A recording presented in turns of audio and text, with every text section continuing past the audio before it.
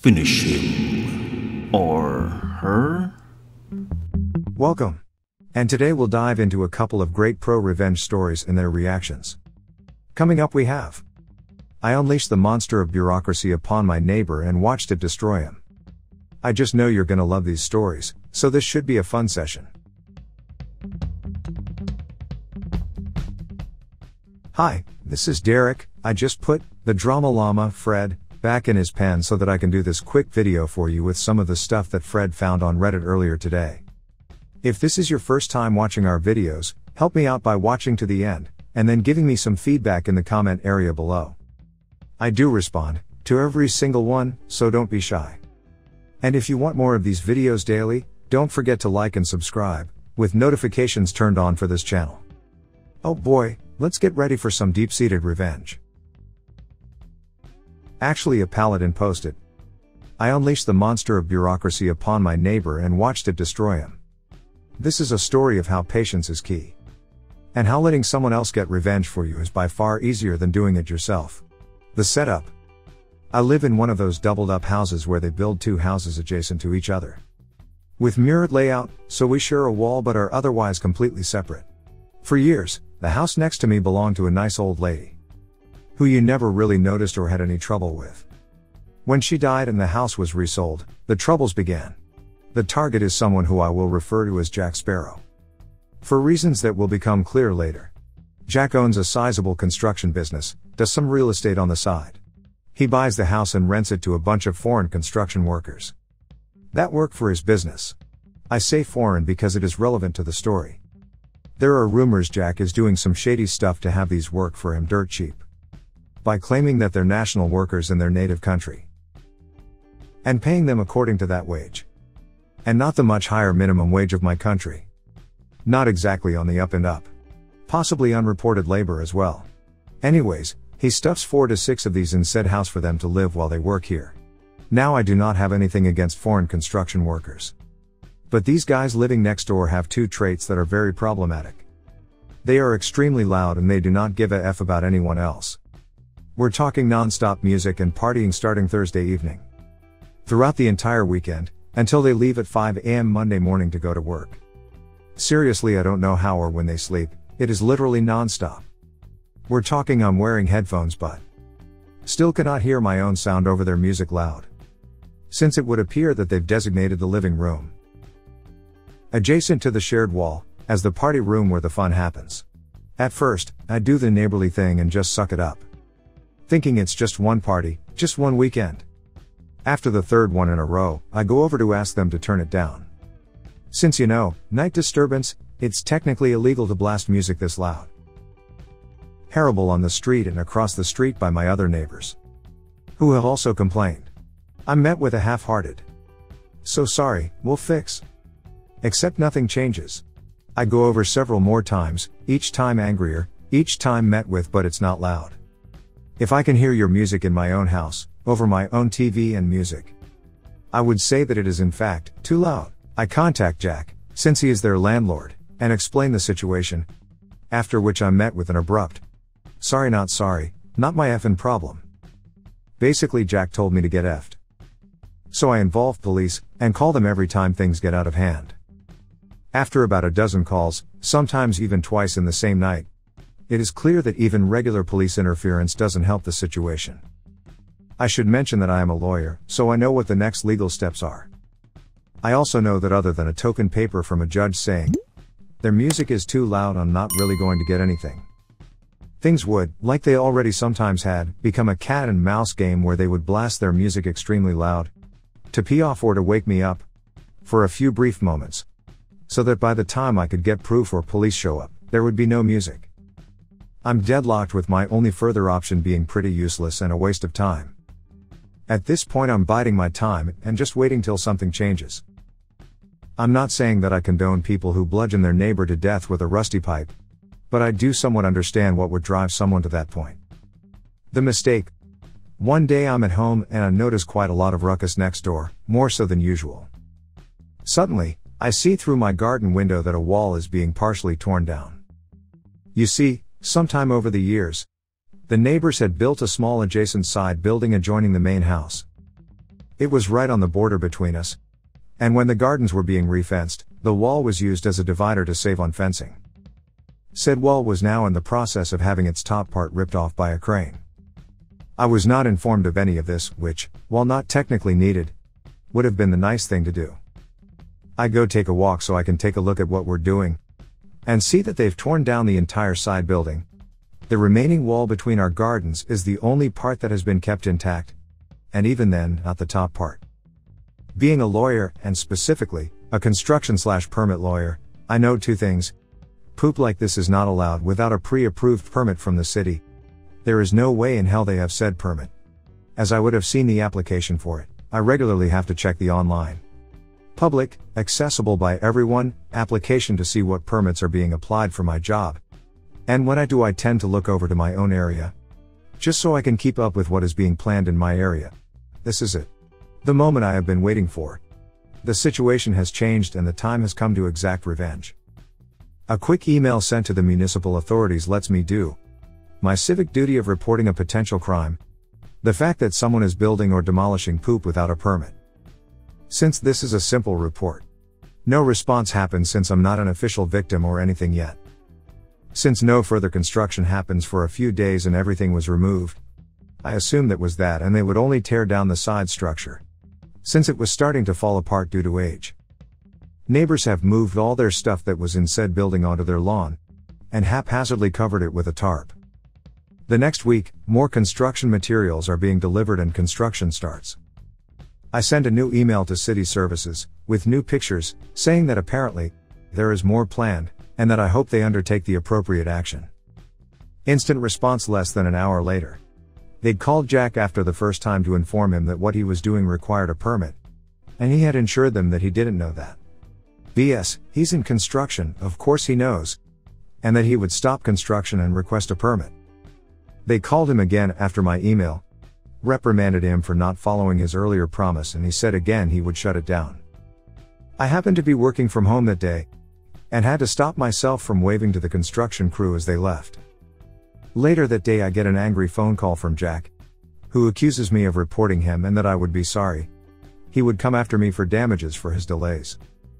I respectfully inform him that even if I reported him, reports are in my name, but not published and anonymized in later files, I wouldn't have done anything wrong, because from the looks of it he didn't have a permit, and should have known that before he started working illegally without one. I end the call before I start to sound too happy with things. Jack has at this point no idea what I have initiated with this. He is Jack Sparrow and I have just rung the bell that awakens the Kraken that will destroy him. He just doesn't know it yet. The Kraken, you see, there is a good reason why most people consult an expert and or a lawyer when they want to apply for a permit. The rules involved are so convoluted and needlessly complex that navigating them as a non-professional is extremely hard and time-consuming, and a single mistake can torpedo your entire case, forcing you to do it all over. I have killed entire projects, and have seen clients' projects killed, by pointing out that on page 127, section 35(1)(a), something was left blank that should have been answered. I did some digging and found out that the previous owners of the houses had actually consulted each other about the side building, and agreed on making the wall part of the divider between their gardens. So much so, that they shared the costs of it, and the ownership. That wall that he destroyed part of, it was also my wall. Which of course, means I'm entitled to damages. But that is not the important part. The important part is that he needs my permission to do anything to that wall. So when he applied for a permit a few weeks later, added bonus, rowdy neighbor stuff is still out in the open, covered by just a tarp, since they expected this to be a quick smash and replace job that would take a few weeks at most. I went to City Center and looked at the application. Noticed that they were planning to do some stuff to said wall that I own 50%.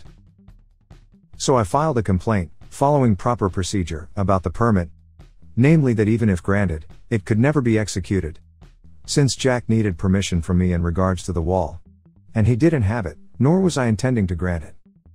This should kill his permit, since permits cannot be granted if you know in advance they cannot be realized. No sense granting a permit to build a certain kind of house, when you know they're never actually going to build it. Now, Jack was a bit of a smooth talker, and as a construction entrepreneur, had his connections, and permits are a political decision here just as much as a legal one. So despite a 100% correct legal objection that should have killed his permit, it went through. He actually called me about it to gloat a little. No worry, one can appeal a permit in my country. The only requirement is that you pay a €100 fee, which I gladly paid. The appeal instance is a subnational instance, and does not care one bit about Jack's political ties or the half-hearted BS that the city officials wrote to justify granting the permit in spite of the concerns I raised.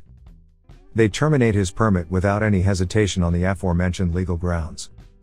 Jack sees his permit blocked until he fixes the issue, which he can't. Because I'm not really inclined to agree with his plans for our wall, you see.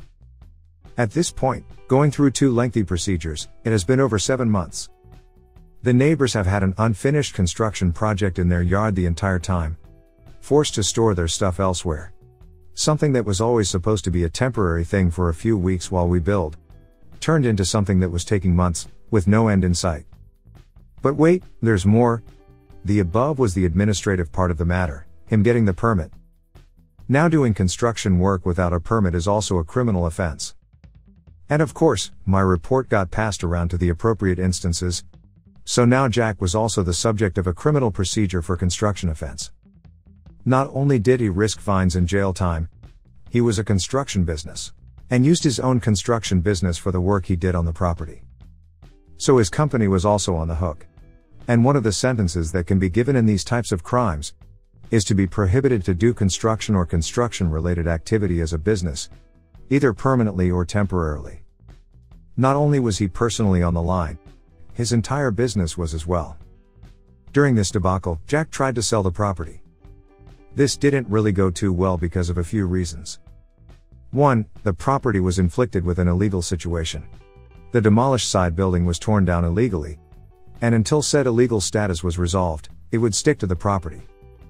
Which tends to kill the property value quite a bit, since nobody wants to buy something that they'll have to spend time and money on to make legal again by either rebuilding the torn down building or getting a regularization permit for it.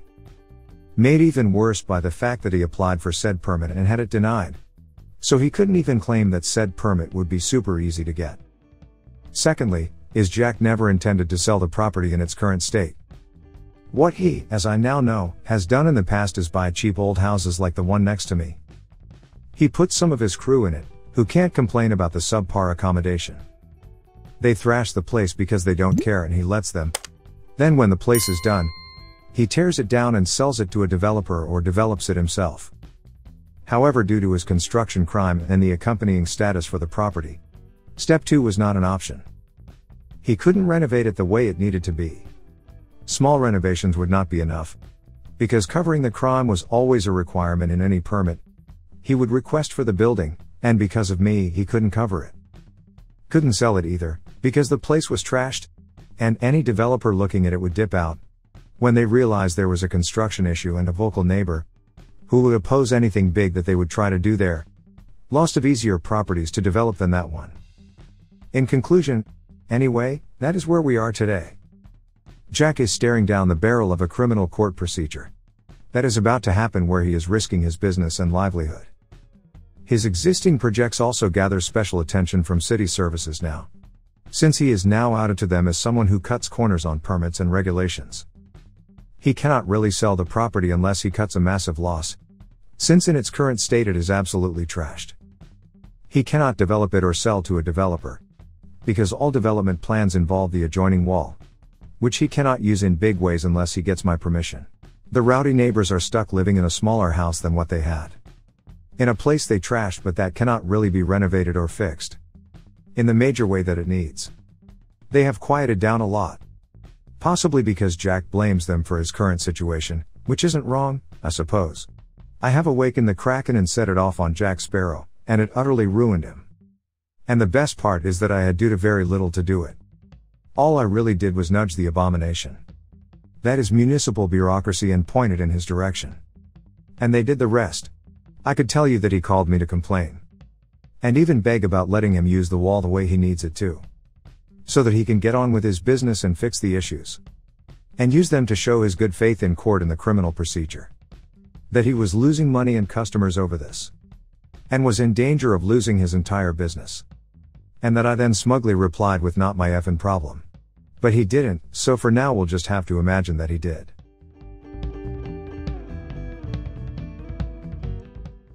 What are your thoughts on this incredible story? Please share in the comments below. Now here's how some Reddit members reacted to this story.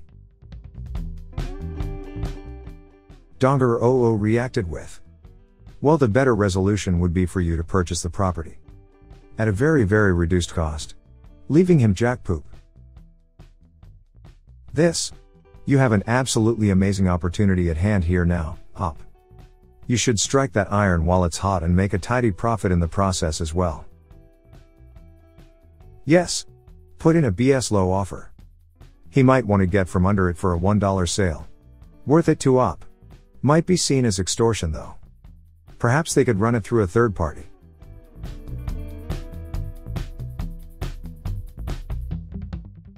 Well, there you have it. A perfectly great question answered by a bunch of fine and honorable citizens. Help support this channel by smashing the like and subscribe buttons. And hit that silly little bell as well to ensure you get the latest videos as they come out. Fred is always finding stuff for me to post regularly. So this is Derek signing off. Thanks for watching. Good grief, it sounds like Fred is out of his pen again.